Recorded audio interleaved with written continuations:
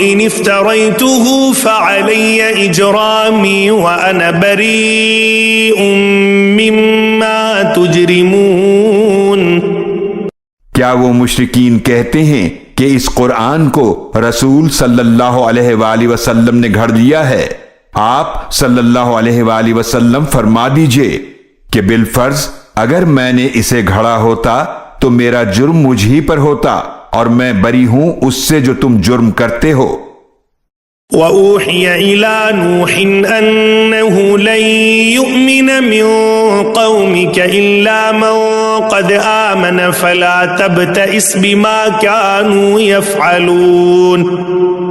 اور نوح علیہ السلام کی طرف وحی فرمائی گئی کہ آپ کی قوم میں سے مزید لوگ ہرگز ایمان نہیں لائیں گے مگر وہی جو ایمان لا چکے، تو غم نہ کرو اس پر جو وہ کفر کر رہے ہیں۔